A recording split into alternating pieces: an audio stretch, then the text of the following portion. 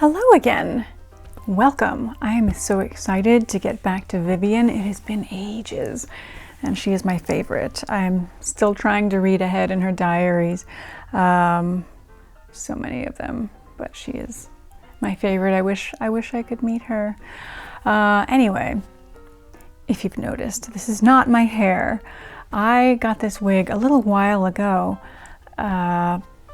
thinking, it would be for Vivian in the 20s and 30s, in case my hair was too long or I had bangs and or a fringe, as you might call it.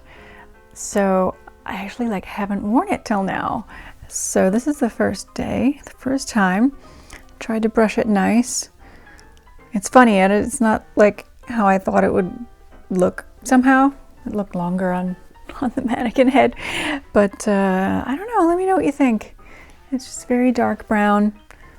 Nice and curled, no fringe. So I thought this would be my Vivian hair for a while. It would also mean I don't have to think ahead and curl my hair at night before doing the diaries if I wear a wig, although it's not as comfortable as my own hair. But we'll see how it goes. Anyway, here we are with another one of her diaries, and life starts getting a little confusing. Well, the diaries start getting a little confusing. And I probably should bring this to the bookbinder soon too. I just dropped off 3 diaries in dire need of repair, and this does need it too, I think, but I needed it to be here to read. So maybe I'll bring it on my next trip there to pick up the other ones. No, I won't be done with it by then because they should be done this week. Never mind, I'll bring it in later. So if it's your first time here, your first diary with me, your first time with Vivian, I recommend you go find the first video I did. Her first diary that I have was 1924, I believe. Her name is Vivian Constance Isenthal. Not exactly sure about pronunciation here. She lived in Ealing in West London. She was born in 1901. And she loves keeping her diaries. So she loves to write out stories and dialogue and what happened in the day. And I have many of them. Only up till 1939, though. I really wish I knew where the rest of her diaries were, because I know she lived quite a while after that. So I think there's a lot out there somewhere, and hopefully they find their way to me. But yeah, you can go check out the other ones that I read. Today we're starting 1929 into 1930, and here's where it gets a little confusing because she starts keeping a travel diary. So this is 1929, 1930. Then she writes about her travel in 1930, and then goes back to this diary. Oh no, wait, here's how it goes. So you have to remember, because I want to read in order, so we start in this ends in April 1930, this takes up in April 1930, it takes a break, she goes on holiday and writes about it in here, then she goes back in here and writes until 1931, January 1931. And then there's another holiday. Yes, in 1931. Where's the other one? The one I'm reading now is the beginning of 1931. So I guess we go from this to this, which I am just beginning, and then go to the holiday in 1931, and then go back to then we move on to another one, 1932, and then there seems to be a vacation in 1932 here too. So I have not finished reading this one. I've started that one. I finished this one. So it's complicated, and I'm not totally sure how exactly to do this. I think we'll finish this book and then go to another book, and I have to figure that out because I would like to read in, chronological order. Anyway, the first thing I'm going to do now, other than tell you to go catch up on the other videos if you need more background for her, but I'm going to read what happened in 1929. Thank goodness I have these notes. It's not much. It's just things that I thought were interesting for the year. Plenty of things happened, but 1929. January 6th, Mother Teresa arrives in Calcutta to begin her work amongst India's poorest. March 4th, Republican, well, that's the U.S. I think we can skip a lot of the U.S. things since she is in the U.K. Although this is interesting, March 22nd, the U.S. Coast Guard vessel sinks Canadian schooner suspected of carrying liquor.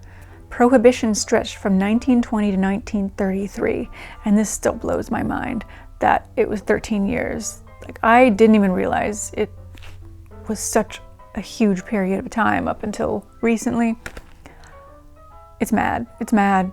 So this is 1929. They're not dealing with it on this side of the ocean, just the crazy Americans. The stories. April 1st, Louis Marx introduces the yo-yo. May 16th, the first Academy Awards are held. May 21st, an automatic electric stock quotation board is installed in New York City. May 28th, the first all-color talking picture, On with the Show, is exhibited in New York City. Here's a British one. June 7th, Margaret Bonfield becomes the first British female cabinet minister, the Labour Party. June 7th, same day, Vatican City becomes a sovereign state. June 27th, the first color television demo performed by Bell Laboratories in New York City. Wasn't that the company that Mrs. Maisel's dad worked for? August 29th is kind of a long entry, so I will not read it all, but the first airship flight around Earth flying eastward is completed by the Graf Zeppelin.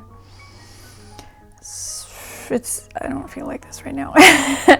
September 17th, British troops began withdrawal from occupied Germany. October 22nd, the 8th French government of Aristide Briand falls. Is that right? Not sure. October 24th, that's right, it's 1929. Black Thursday, start of stock market crash, Dow Jones down 12.8%. October 29th, Black Tuesday, Wall Street stock market crashes, triggering the Great Depression. So, I don't think she ever mentions anything about this. I am not really sure how this affected people overseas. So much I want to know, but so little time to research everything. December 1st, the game of bingo is invented by American toy salesman Edwin S. Lowe. December 10th, Nobel Prize for Physiology or Medicine jointly awarded to Christian Eichmann and Sir Frederick Gowland Hopkins for the discovery of vitamins. So we discovered vitamins this year. That's big news. I'm not used to wearing a wig. I have the wig cap on too. It's just kind of tight on my head. I hope my hairline is okay. We'll see how it looks in post. So anyway, that's 1929, and I think we can get started because it's been a while now, but I always have to start with this. And as usual, I am going to put on my best London received pronunciation accent for Vivian. I tried again to look up what she might have sounded like. I thought by now with all these AI tools, like maybe there was some kind of samples, but I couldn't really find any definite answers, except that it was probably like received pronunciation. However, at the time, they might have rolled their R's a little bit more. It might have sounded a little different. But I don't know. We don't know what she sounded like. I am still hoping that maybe there's a recording of her somewhere, because she did get involved with the Baha'i group and do a lot of speaking, I think. So maybe someday we'll hear her voice. But for now, it's just me, and I'm doing my best. Okay, I would love to have a British accent. Trying to move there. We'll see how it goes. So in the front, yes, I don't remember how I did this. If there's any notes I need to say, then I guess I'll break into my own voice. I'm not a professional. So in the beginning, someone else wrote, "Smile at the world and the world will smile at you." That's not her handwriting, so it wasn't her. So maybe her mom gave her the journal? I don't know. Oh, and this white thing I put on to protect the spine, because it's not in great shape. Better than others. It's just the outside paper layer of it is not in good shape. Here we go. The Quest. May 1929 to April 1930. Hopefully my accent will get better as we go along. Take some practice, right?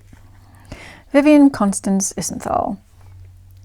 Oh dear, there is some German right there, and I didn't have that noted down. That's dumb. I went through my notes trying to see if there was German that I needed to translate. So there's a little German poem in the beginning.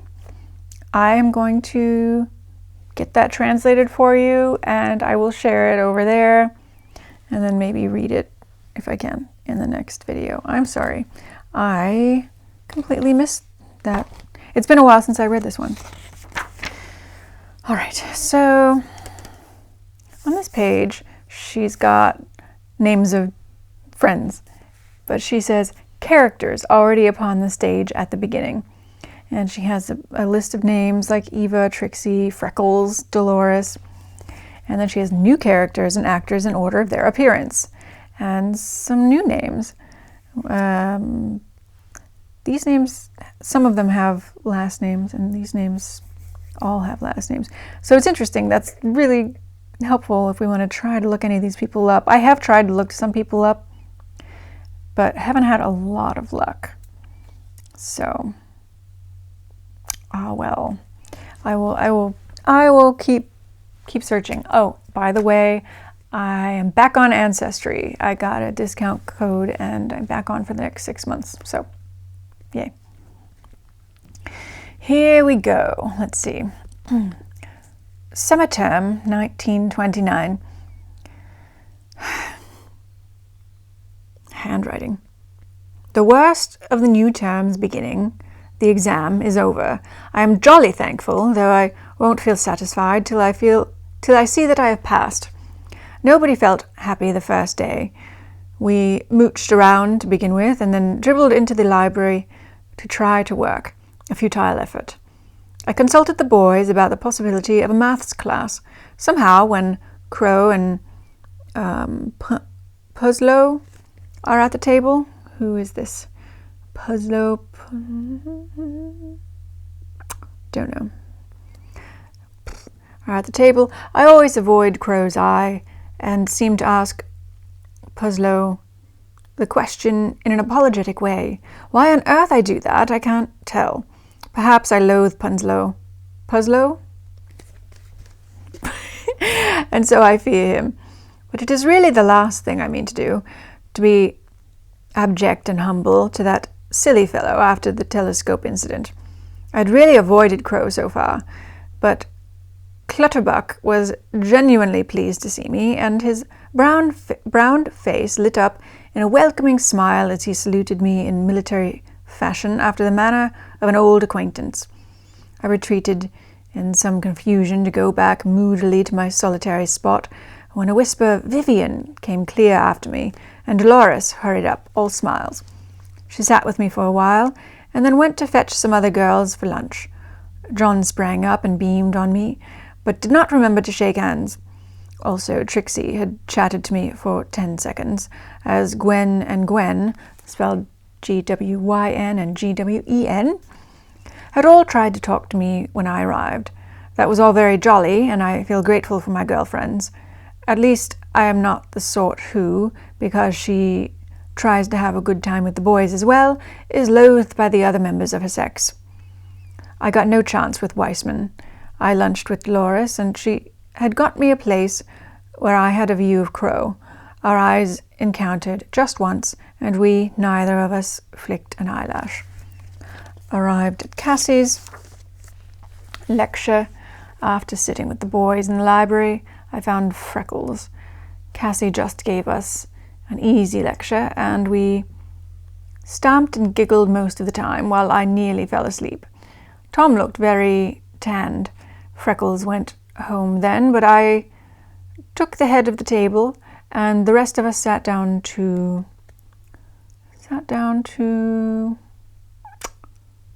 I'm not sure what that word is. I wished I had a camera. I think there were 12 of us sitting in drooped, dejected attitudes around that table, holding our poor, muddled heads, and at intervals some fathead would burst out with, "I say, do you know blank?" And there followed a few minutes of general discussion and alarm, and then we were gluing our eyes to our what? Something again. Noel sat at the other end of the table, and as he stood there before taking his seat, I thought how he looked the embodiment of masculine grace and beauty, and wished that I could love him, as he is just such a fine man as I would like to be my mate some day.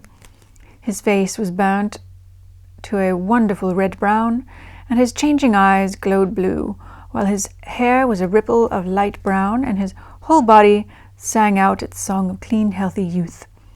I felt a pang, but laughed at myself for the absurdity of it. Crow looks a white cheese face against him now. I had purposely asked Kember and Sharp, a symphony in brown, hair, face, suit, about the date of the ramble in Crow's presence, but completely ignoring him. He stood there, smiling and asking what days they were, as he referred to a tiny calendar. I noticed this while addressing the others out of the corner of my eye.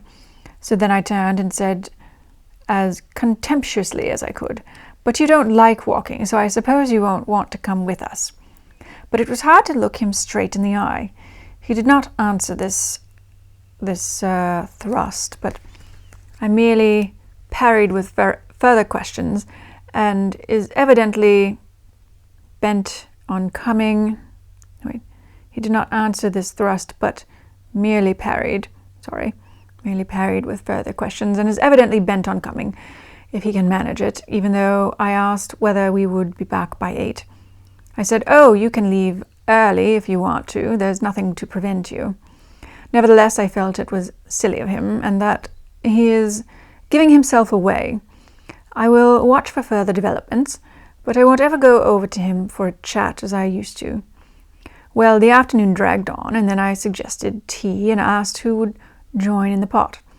Most of them rose, but Noel was still seated, waiting.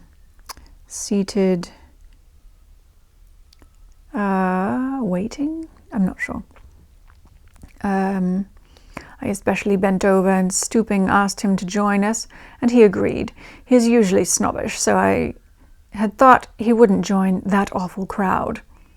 Kember and Cranshaw, I believe, sprinted ahead and pushed 2 tables together in the lower refectory.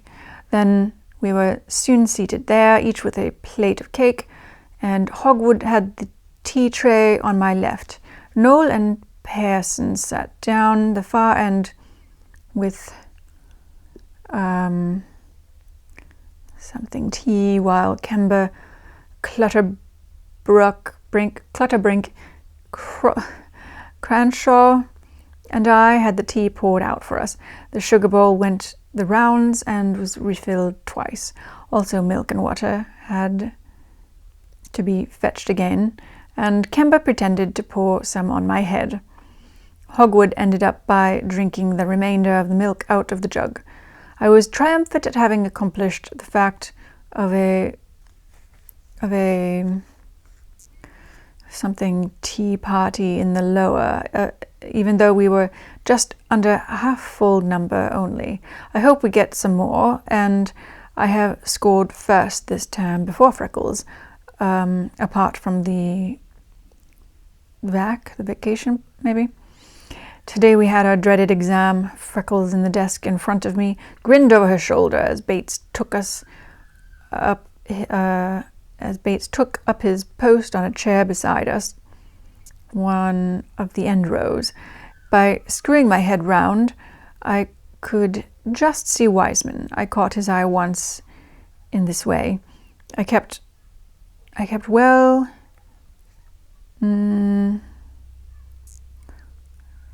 to something over my questions and worked at the full specified number, as I always do. Wiseman padded up to fetch some more paper, and as he returned, kept his eyes lowered to the ground until just as he reached my desk, he lifted them for a brief glance at me, but which was too quick for me to read anything in their expression. Freckles left before I did, and it was 12:45 when I arose and left before Wiseman and Crow. There were 45 men and 6 girls from the physics special alone.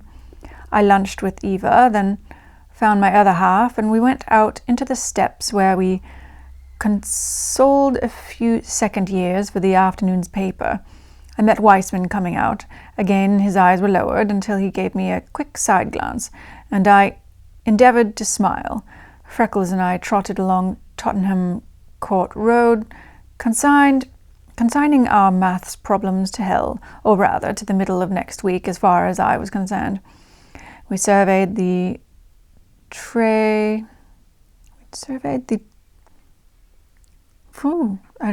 something from outside critically. We could afford to choose, since there were 5 within 30 yards. Cinemas? Wait, we surveyed the something cinemas maybe? Finally we plunged and enjoyed a mirthful afternoon, roaring at the comedies and making scathing comments on the heavy tragedies. And then there's a little note at the bottom. Dorothy Drisdell is the happy young mother of John Stuart David Drisdell, and has written me a very nice letter in reply to mine. I am so glad. And another note under that says 10 out of 17 first years failed in an Andrade's exam. Maybe the teacher. So did Crow. So I just wanted to butt in here as Kendall for a second and just tell you that she's going to the UCL Slade School of Fine Art. It's the Art School of University College London, UCL, and it's based in London, England. It's been ranked as the UK's top art and design educational institution. So I did look up pictures of that, and we'll share them. I haven't been there, although I think I have to visit. I don't know why I didn't look this up earlier. Did she? I don't know where we left off in the other diary.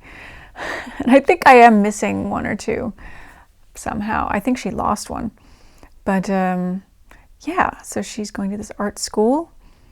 But she is in physics, I believe. At some point she does change her major. Is that what you would say? She does switch from physics to art, but she's at the art school. Although now I'm wondering, no, she didn't switch schools, right? She doesn't mention switching schools, just switching topics, switching courses. As I said, it's been a while since I've read this one. I have my notes. I've decided for hers that I take notes for all the dates and just have some idea of what was going on, because it's a lot. It's a lot, Vivian. So I have a little bookmark there that I don't remember what it was for, but I guess we will find out now. So, next entry.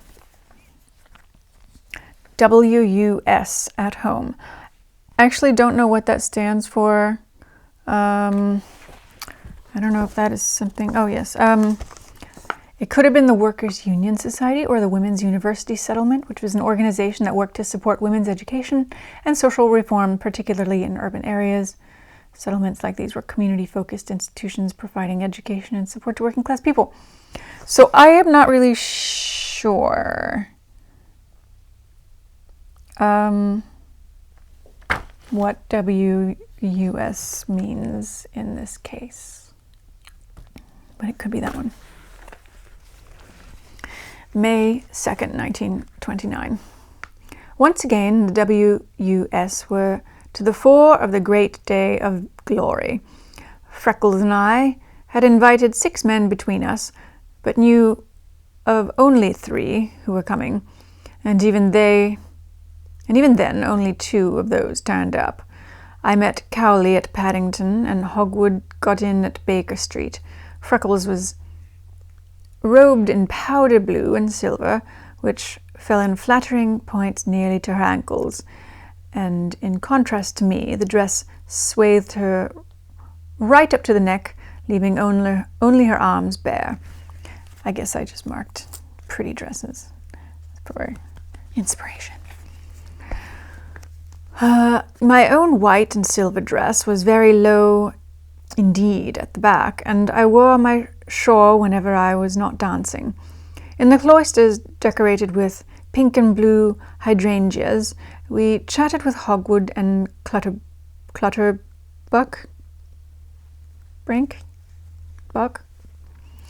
but could not wriggle out of the official reception this year. At 8 we moved over to the hall. The only name in my program was John's. Our boys hesitated for a while, but finally Hogwood asked me and the other 2 paired off.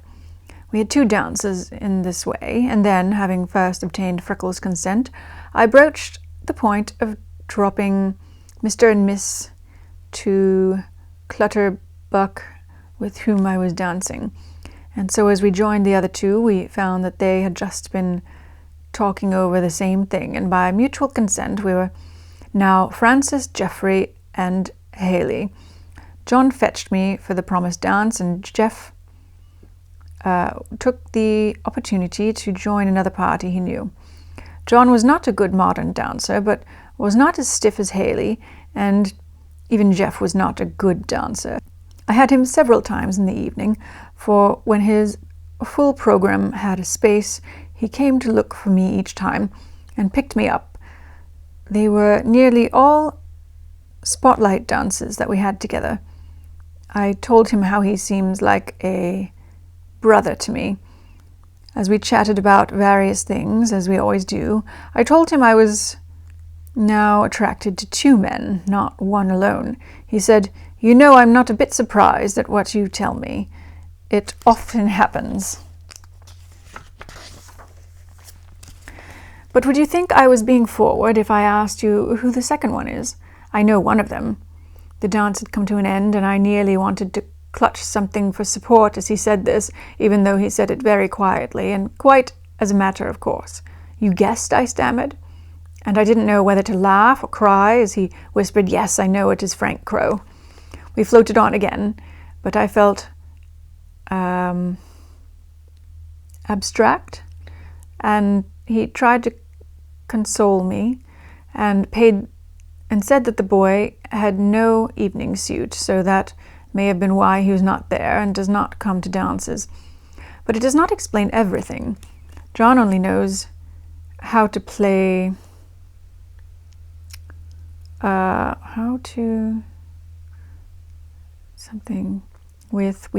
we let another whole dance slip away as he pressed quite gently for the name of the second man. I plucked at John's coat ever nervously and told him it was someone from the physics 3rd year dancing in that very room. There were only 2, himself and JRPW, so he knew. He has only the same counsel to give, always. It is a Spiritual help, but not a practical one. God is guiding my destiny, and worrying and praying for the date of my meeting with the glorious one to come sooner will not make the date alter if it has been fixed. I believe in this too, so far, but it does not solve the problem with regard to Crow and JRP. And then John did not attempt to explain or help. Perhaps it was wisest. I am seeking and hoping now, for I have got to that stage of certainty in finding my affinity, even though I shall run into many others probably on the way who will rise up like false prophets. JRP was dancing the whole evening with the same girl whom I have never before seen, strange to say. She danced with a most bored expression on her pale face, while in contrast to her fair hair, Wiseman looked very dark. He dipped and swayed very sensuously, though I could see he was a good light dancer.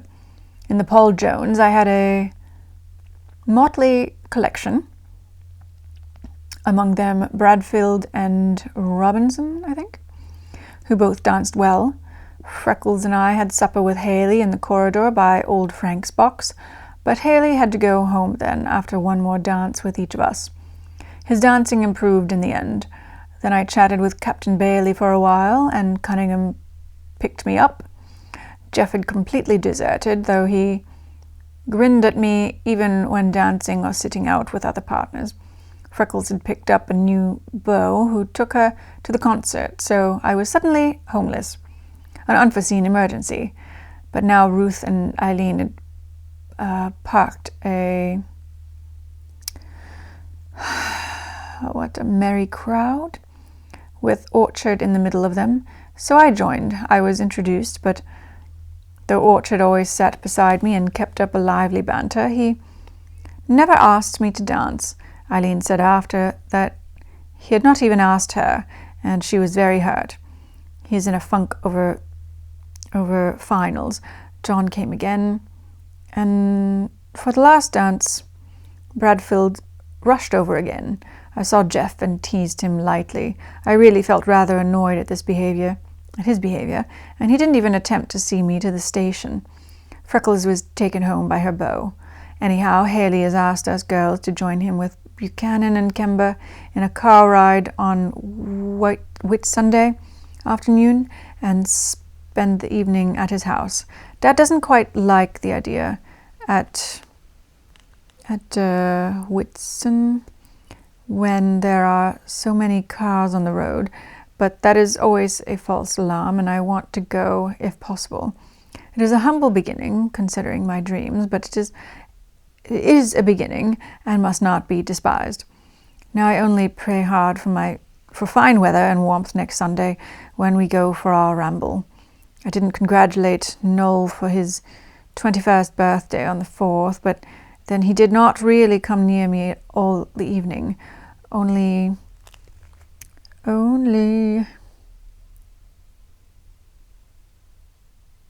something in my way. I don't know. Eva was ill. She and someone else did not turn up. Can't read that name. I'll read one last entry. Sunday, May 12th. Oh, why did it just rain today when we had such nice weather all last week? I had hoped for a glorious day with blue skies and glistening green trees, instead of the misted hills and greyness under heavy rains. I'd scarcely expected to find anyone at Charing Cross as I rushed up to the meeting place, already rather damp. Eva, Tom, and Buck were there, and it was not long before Freckles came, and then, how do you pronounce his name? Desai and Hogwood. They were the only faithful followers out of the promised band, and I thanked them all for turning up. We tossed up and finally decided to risk things, so Tom instituted himself father of our crew and brought the and bought the tickets. When the train arrived, we got a carriage to ourselves. We girls pulled off our hats and settled ourselves comfortably in the corner seats. But at intermediate stations, other passengers wedged in. All the way, we gazed hopefully at the rain, thinking that the heavy downpour could not last forever. A great many other tramping parties got out at Durley, but we were the only ones to alight at Tottenham Corner. I jumped out first and rushed into the shelter of the waiting room. Fortunately, the station possessed a fair-sized waiting room leading into the inner ladies' room, and from there into the toilet with a large mirror and heaps of basins. We produced some balls, and the boys had to kick up. How it was that we did no damage to the windows, I don't really know.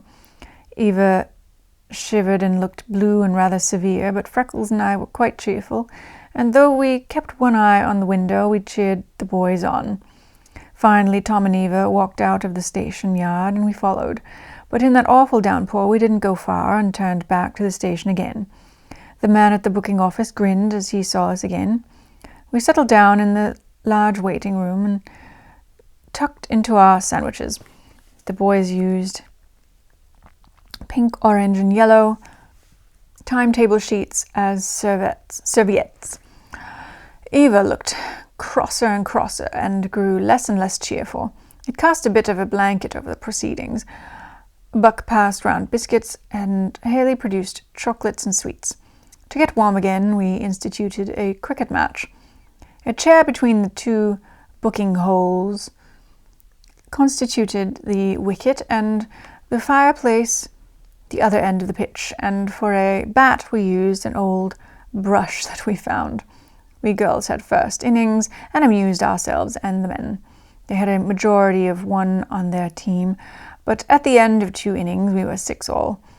I was quite happy and excited, and a visit to the inner room showed the reflection of a happy face, glowing and with hair all fluffy, but looking nice. We donned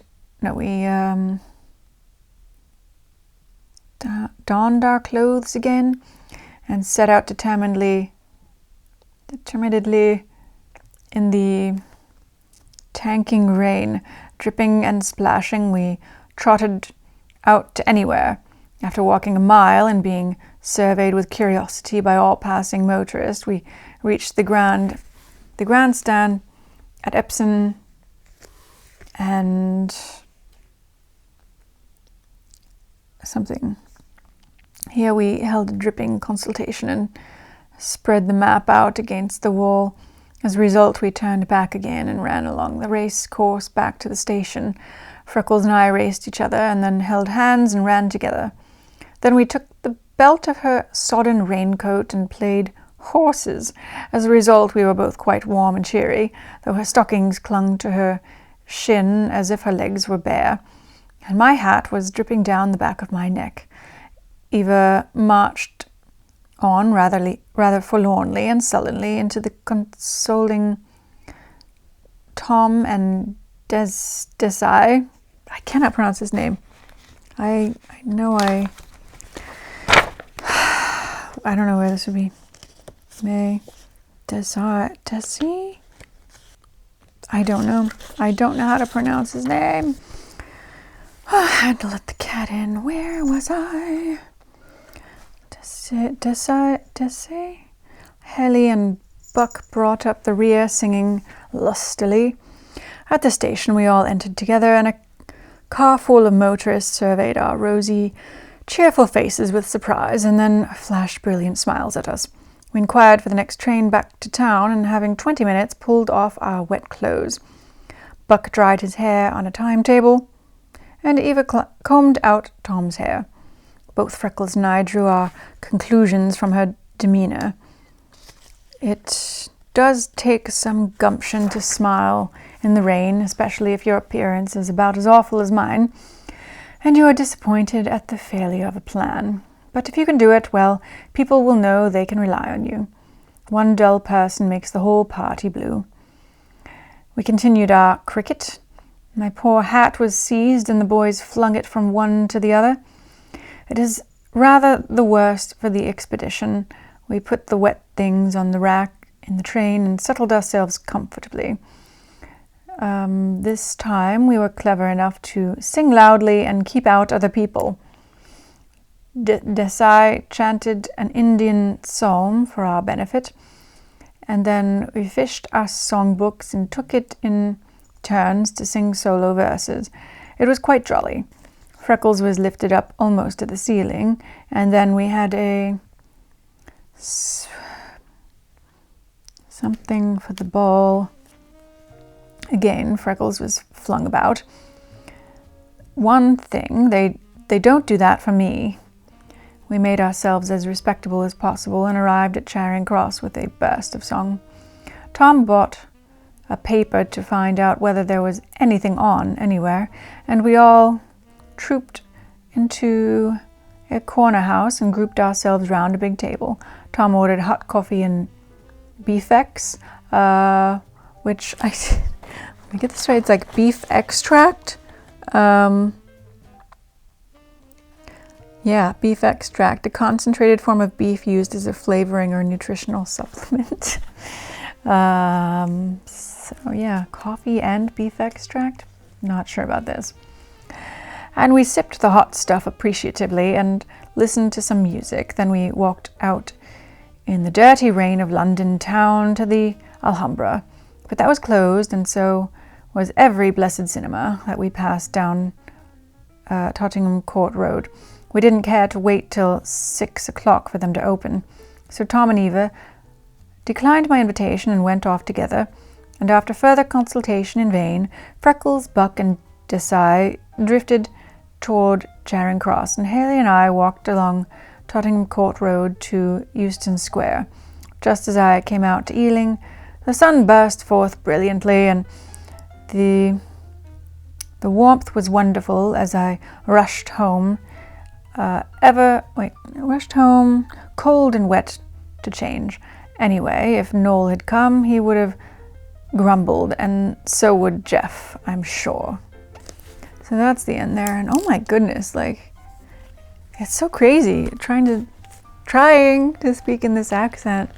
Like, I lower my voice and I just feel these muscles here.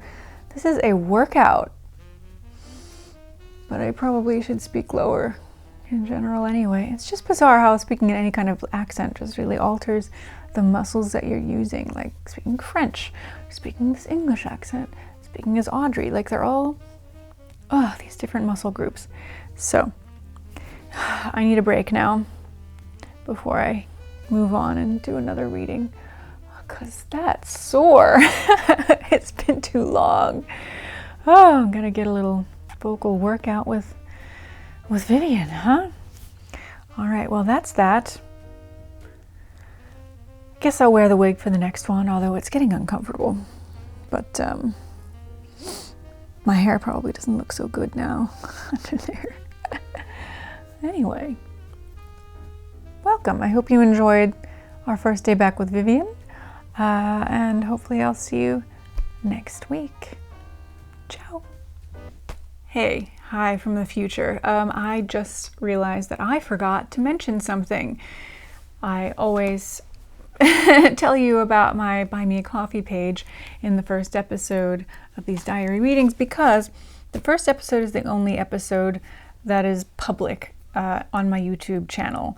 I do that so you can get an idea of what the writer's like, what's going on, if you want to follow along or not.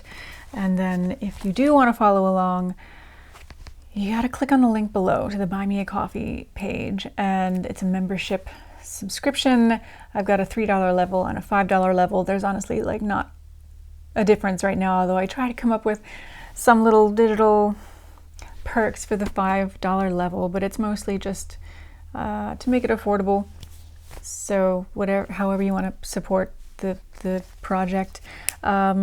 I have it this way just for a little more privacy and to keep my channel from being overwhelmed with diary readings, because that wasn't the purpose of my channel. And I will get back to my other videos soon. It's just, yeah. Anyway, it's also because it earns me a little bit of money to put towards the diaries because they are expensive. And my goal with them is to try to find living family members, see if they want the diaries, and return them. So I've done it for like 4 diaries so far, and I really like being able to say, this is how much I spent on it, but because I've earned such and such through my Buy Me a Coffee readings, you don't have to pay me anything, like just cover shipping and I'll get it back to you, and just give people the option. So most of them have still donated a little bit towards the diary costs. What am I saying? But I just want to make it easier to get them back to people because they are expensive and I can't afford to just be like giving away thousands of dollars worth of stuff. Although I have so many diaries, it's gonna like take me 20 years to get through them anyway. But it's helpful. So we've got the private club over there. Would love for you to join. Yeah, there's all the diary readings are over there, so it'll keep you busy for a long time if you're interested in any of the other ones. So yeah, stop by. And I gotta get back to the future now and read the next installment of Vivian's 1929 diary. So my outfit's no longer a surprise. I'll see you next week wearing this. And yeah, thanks for watching. Bye.